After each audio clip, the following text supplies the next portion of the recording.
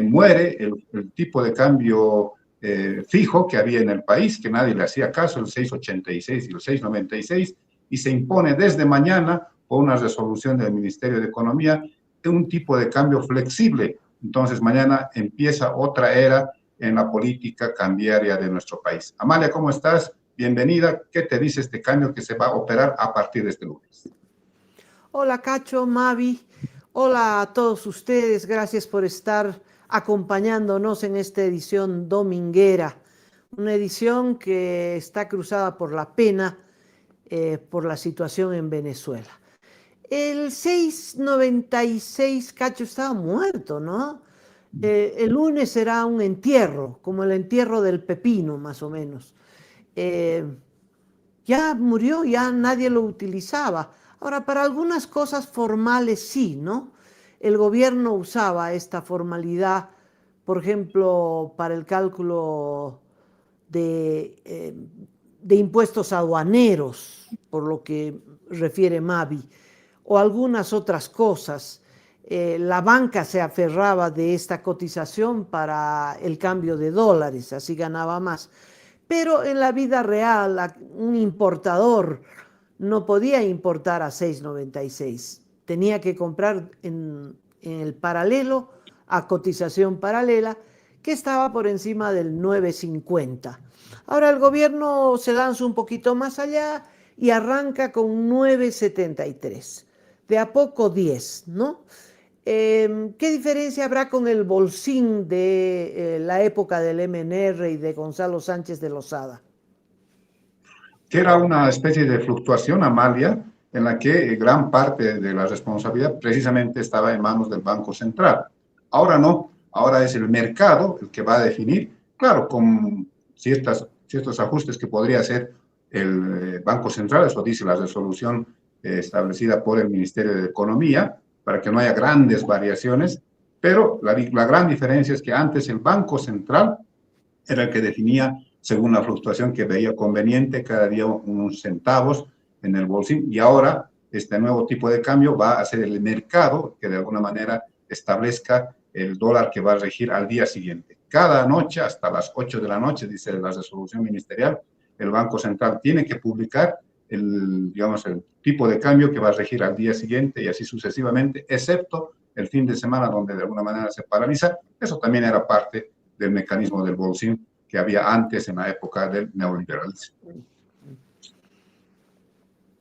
O sea que el Banco Central es el que determina, el Banco Central va a decir, esta es la cotización, para fines legales, ¿no? Para fines oficiales. Y hay un mercado paralelo, la esperanza del gobierno es que esto se empalme, que deje de existir un mercado paralelo y que solo rija esta cotización oficial. Y de a poco así será, parece, ¿no? El bolsín era un mecanismo algo distinto. También la cotización final la anunciaba el Banco Central, pero era una mesa de negociación. Allá iban los que querían comprar dólares y los que querían ofertar dólares, entre ellos el gobierno. Pero a veces el gobierno también compraba dólares. Entonces había un mercado de dólar que se llamaba el bolsín, un mercado mayorista, digamos, ¿no? Entonces todos los días se decía, la oferta ha llegado a tantos, la demanda a tantos, la cotización terminó en tanto, ¿no? Ese mecanismo de mercado oficial, eso no hay. Acá lo único es no sé qué mecanismos usará el ministro de Finanzas y el Banco Central, pero al final del cuentas, el que da el martillazo final es el Banco Central. A ver, ¿qué dice el ministro Espinosa? Gente que quiere traer recursos a Bolivia puede hacerlo de una manera mucho más simple y más transparente. Ese es un paso fundamental para apoyar la reactivación del aparato productor y sobre todo el exportador. Ahora vienen medidas de apoyo financiero, lo vamos a trabajar y vamos a presentar junto al presidente en los próximos días distintas medidas que van a estar destinadas a la recuperación del capital de trabajo que se ha perdido durante estas últimas semanas. A eso hay que adicionarle facilidades en el entorno de negocios, reducción de la burocracia, facilitación de los trámites y obviamente apoyo a aquellas familias emprendedoras que han estado durante estos últimos 50 días, pero también en los últimos 5 años de gestión del anterior gobierno, pues con condiciones muy difíciles para ellos y por lo tanto, con su economía bastante golpeada. Claro, igual, una de las cosas que se mencionaba, ministro, es un plan de reactivación y reconstrucción económica para apoyar a los sectores. Eso ya viene a continuación. Pero, ¿a quién favorece esta determinación? El transparentar, el nivelar el dólar, porque tener un dólar que nadie utiliza, bajo, que es inútil, en primer lugar es eso, no es una economía realista, ¿no? Transparente. Pero claro, Cacho, si tú tenías, no sé, 2.000 bolivianos, estabas ahorrando, tenías una cuenta y tenías 2.000 bolivianos, esos 2.000 bolivianos representaban, por decirte algo, $300, por decirte algo, no estoy haciendo la división exacta, porque el dólar estaba a 6.96. Ahora tus ahorros se han reducido a un tercio, ¿no? Ya no son $300, ya son $200. Es decir, hay una devaluación de la moneda. El boliviano vale menos que antes. Bueno, pero eso ya ocurría porque lo que regía era el dólar paralelo. Entonces, no es ningún shock económico, ¿no? No es que va a haber un temblor, un sismo en las finanzas, no, porque ya regía el dólar paralelo y por lo tanto no es ninguna novedad. Leí algún comentario, dice, los ahorros en la gestora van a perder como 1.000 millones, Cacho. No, ya perdieron hace rato, desde que lo que rige es el dólar paralelo. Por supuesto, los ahorros en bolivianos pierden en relación al dólar. Pero ¿quién se beneficia? Se beneficia, me parece, el país en general y en particular los exportadores, porque tú exportabas lo que fuera, chompas de alpaca, cacao o soya o lo que fuera, y te pagaban en dólares en el exterior, y como al traer los dólares al país, el Banco Central te reconocía a 6.96 y en realidad a 6.85, no eres pues loco para entregarle los dólares, ¿no? Por eso no habían dólares en el mercado. Entonces ahora sí, esta cotización real va a permitir que los exportadores entreguen los dólares al país y el Banco Central les pague a una cotización real. Esto beneficia al Banco Central, aumentan las divisas, aumenta la circulación de dólares en el país. Esto puede hacer que inclusive la cotización baje unos puntos. En fin, es hacer que la economía sea más franca, más real.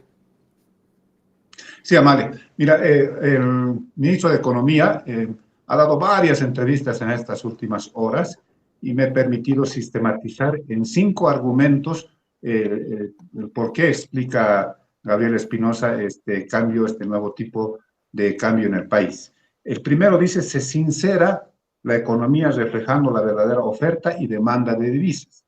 Es una especie de sinceramiento, decir, ya, dejemos de mentirnos entre todos con esto del 6.86, 6.96 y vamos a lo real, a lo que está ocurriendo en el mercado de la oferta y demanda de divisas. También dice, se reduce la incertidumbre y la especulación, brindando previsibilidad a los actores económicos, ya para que la gente de una vez sepa, exportadores, importadores, gente que tiene sus negocios, gente que, por ejemplo, oferta sus bienes en anticrético, ya, de una vez que se sepa a cuánto se tiene que atener y no estén en estas discusiones que a veces incluso generan problemas innecesarios. Tercer argumento, dice, se busca proteger la balanza de pagos, estabilizar la inflación interna y hacer frente a la caída de las reservas internacionales. Entonces, uno de los objetivos es de alguna manera inyectar dólares de tal manera que vayan de alguna manera subiendo, recuperándose las reservas internacionales netas del país. Y también dice el cuarto factor, se constituye en un incentivo para el sector agroindustrial y exportador, mejorando su competitividad. Esto que tú decías, Amal, que digamos, si bien el país se beneficia con esto, en concreto son los exportadores y los agroindustriales que van a mejorar su competitividad a través de este tipo de cambio flexible. Y finalmente, dice, se establece un esquema de flotación, no de liberación absoluta, con el concurso del Banco Central, evitando fluctuaciones bruscas, ¿no? Si bien es una oferta de divisas, oferta y demanda, el mercado es el que acomoda las cosas, finalmente el Banco Central es el que le pone digamos, el precio, el tipo de cambio del día siguiente. O sea que en esa parte se parece algo así al bolsín, pero no es una mesa de negociaciones como tú dices, sino es el mercado el que ordena las cosas. Así que esto arranca mañana, Amalia, arrancamos con 9.73, mucha gente, me imagino, va a tener la expectativa de saber si va a haber los dólares en los bancos como para ir a comprar, que tenga posibilidades, podrá comprar $100 con 973 bolivianos. Entonces, el cajero tiene que tener los dólares suficientes para atender la demanda que se va a producir mañana. Esto te hablo de una persona. Me imagino que hay gente que hace exportaciones, hace importaciones, me imagino que también van a demandar en grandes cantidades y los bancos tienen que tener la solvencia como para atender esta demanda. ¿Volverán los dólares que están en el colchón bank a las entidades financieras después de todo esto? No va a ser de inmediato, yo creo que hay que esperar un tiempo, va a ser gradual hasta que se gane nuevamente confianza en que el sistema financiero va a jugar con estas nuevas reglas y entonces va a ir volviendo progresivamente los dólares a la banca privada.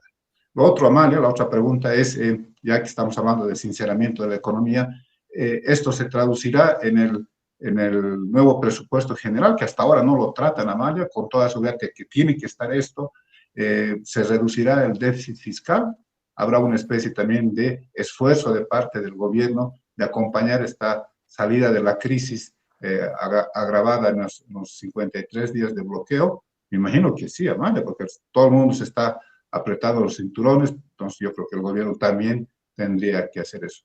Y finalmente habrá, digamos, los dólares, o sea, la economía entrará en una dinámica distinta para intentar recuperarse después de todos este periodo largo de crisis, no solamente ahora con los 53 días, sino con todo lo que ocurrió en el gobierno de Arce, sobre todo. A ver, veremos qué es lo que ocurre. Pero esto va a ser gradual, Amalia, y me imagino también que esto tiene que ver con las negociaciones con los organismos internacionales y veremos cómo repercute esto en las calificadoras de riesgo. Sí, todavía estamos lejos de acercarnos a un cajero automático y pedirle $10 y el cajero te da $10 o $100 o $500. Eso todavía no va a ocurrir. ¿Por qué? Porque todavía no hay los suficientes dólares en el país. La reserva monetaria de Bolivia es una lágrima. Entonces, eso no va a ocurrir. Es el primer paso. Cacho, cuando decía esta medida beneficia a los exportadores, a todos los exportadores, a todos. Tú mencionaste la agroindustria, que es exportadora, claro que se va a beneficiar, pero sobre todo la minería y también la manufactura que exporta. Todo exportador se beneficia porque ahora por el dólar que consigue en el exterior le entregarán más bolivianos, a todos por igual. Esa es la idea. La idea es que esos dólares que el exportador consigue en el exterior, pues puedan quedarse en el país, puedan volver al país, porque el Banco Central les va a pagar un cambio, como dice el ministro Espinosa, más sincero.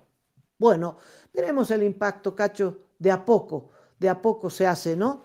Es una medida en el marco del desastre general, en el marco de una economía que es una ruina. La economía boliviana es lo más parecido a esas imágenes desastrosas que ha dejado el terremoto en Venezuela. Algo parecido han dejado los bloqueadores en el país, en toda la economía. Y entonces, para que el exportador se levante y otra vez empiece a exportar, aunque la cotización del dólar le favorezca, va a tomar tiempo, Cacho, va a tomar mucho tiempo. Por eso es importante lo que dice Espinosa. Estamos pensando en un plan, además de otras medidas colaterales que ayuden a que el productor se levante y que tenga un estímulo para exportar. Bueno, muy bien.